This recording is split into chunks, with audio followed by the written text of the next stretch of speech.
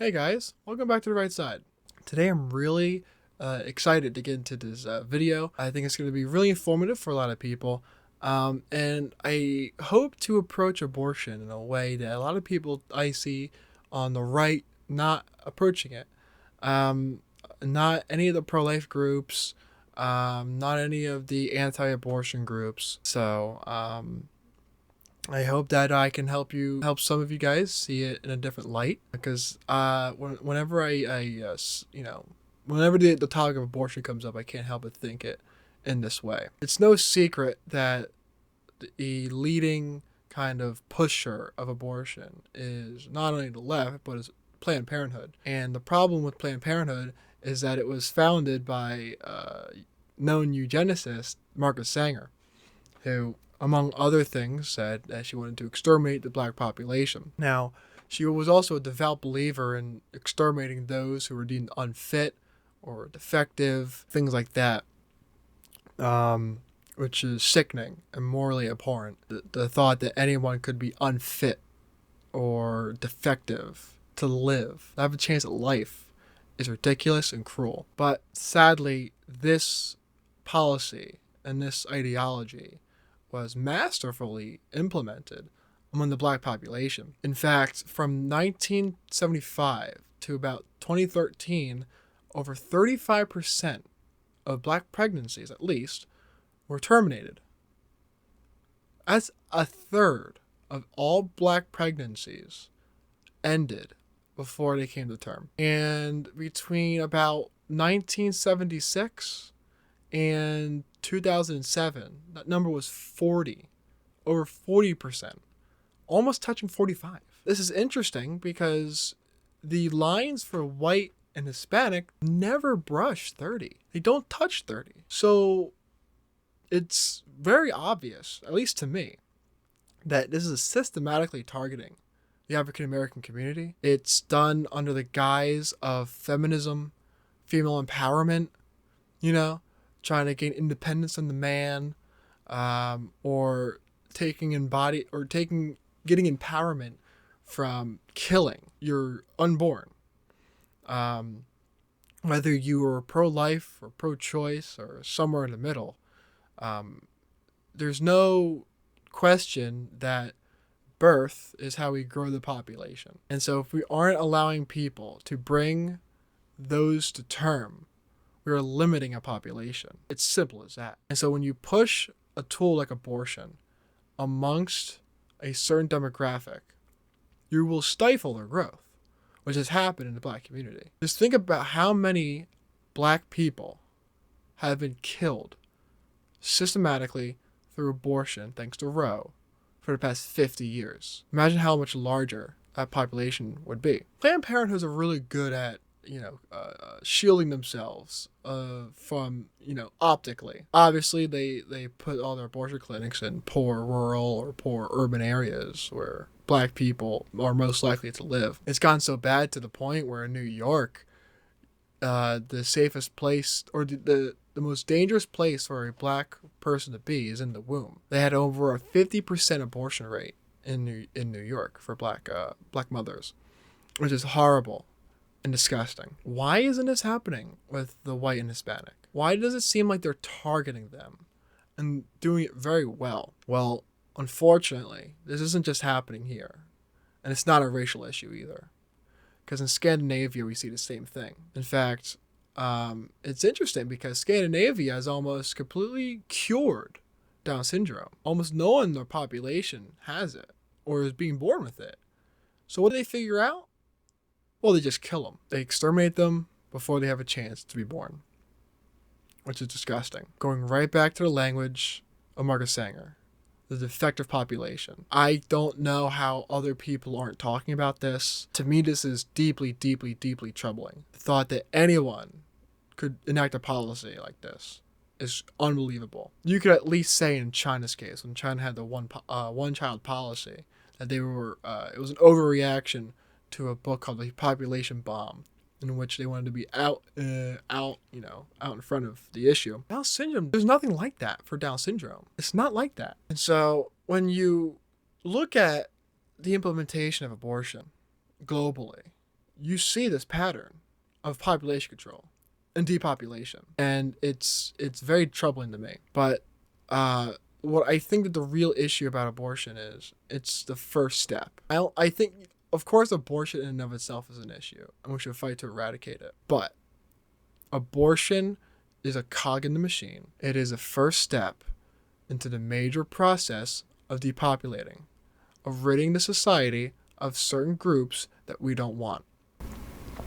And that is evident in what Canada is doing right now with their MAID program. For those unfamiliar, Canada has a program called MAID, or Medical Assistance in Dying. This is kind of cloaked behind the guise of compassion and giving the patients dignity, but what it is in reality doing is killing off those who the system doesn't want to deal with anymore, which is tragic. It's beyond words. Now, for the first 4 or 5 years, in 2016 and 2020, all the deaths administered by MAID were when death was reasonably foreseeable. So essentially terminal. However, within 2021 and 2022, 2023 numbers aren't out yet, they are starting to kill non-terminal patients and growing rapidly. To the point where in 2021, they killed 2.2% of MAID-administered deaths were when natural death was not foreseeable.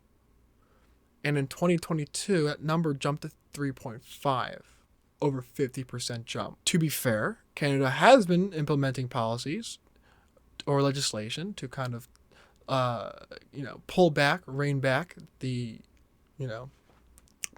reach of this program, but these measures are temporary. So what does this all mean? Well, if you ask me, I think that the left has an insidious infatuation with staying away, as far away from death, by outwardly accepting it. They want to desensitize people to death. They want to normalize death. They want all these things to be normalized. Like I said, it's first done through abortion.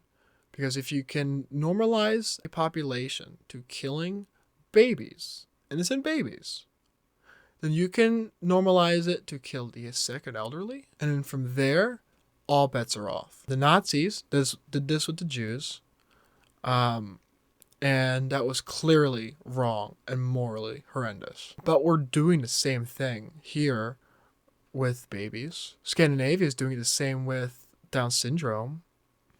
And MAID is doing it with people who they are, kind of convincing are, better off dead, essentially. The Canadian healthcare system doesn't want to deal with them anymore. So they say, hey, you want to die? And a lot of these people are really sad and depressed because of their health condition. And they say, well, might as well, what else do I have to live for? And the Canadian healthcare system will just go, you know what? You're right. You should just end it. We can give you some euthanasia, and you can pass on. I speak about this topic right now as kind of a warning measure, because I kind of view Canadian politics and all politics outside the U.S. as the future of what we'll see here.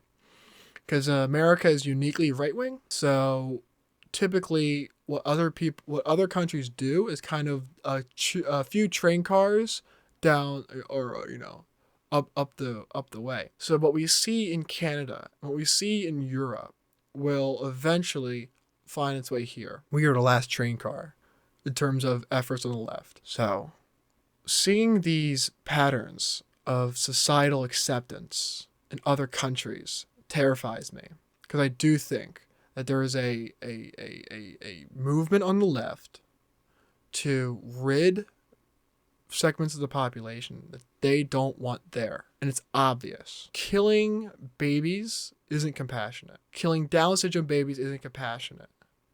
And neither is killing the sick and elderly. I can't not see abortion as population control. Now, I can understand that if you may be pro-choice, then this might be something that you might want to, turn the video off and go find another video. But I really do plead that you hear, I just plead that you take this into consideration, strong consideration, and look into any of the data and charts and information that I showed you today. And if I'm wrong, tell me in the comments. I would happily correct myself. But the sad part is this is in fact the reality. These efforts are being done. We are killing black babies disproportionately. Scandinavia is killing Down syndrome babies. And Canada is killing off their sick and elderly and non-terminally ill patients. It's wrong. It's morally abhorrent. But the good news is that there's no better time to do the right thing than the present. And so in America, we still have the ability to change course. We do not have to be like other countries. The problem with what the left does in relation to abortion is desensitize and normalization. It desensitizes us to death, where so much so that the same level of tabooness that surrounded abortion, once that kind of dissipates through normalization, we will get to a point where other acts of depopulation are seen at the same level of tabooness, but like abortion, people come around to it. This is deeply troubling to me. Whenever I think about this issue, I always think back to Bill Gates. He was having a speech one time where he goes, he was talking about climate change and how we can reduce emissions. And he had an equation on the screen. The equation basically came down to, simplified, less humans. And so they will find any way to limit the human population because they think that is enough. They think that there's too many humans in order to fully establish their utopia, their ideal world. And their ideal world doesn't include anyone with defects, anyone of a different kind of skin color, or anyone who's inconvenient to the state. Like I said, it's not too late to change course on this. Guys, like this video, hit the like button, comment down below what your thoughts are on the topic, and whether you disagree or agree. I love engaging you guys down in the comment section. Hit subscribe, ring the bell so you're notified for my uploads. And please share this video. I really think that this information should be more widely known. I think that if it were, then people would start to come around on the issue. But without further ado, I hope you guys like this video. Thanks for watching. I'll see you in the next one. See ya.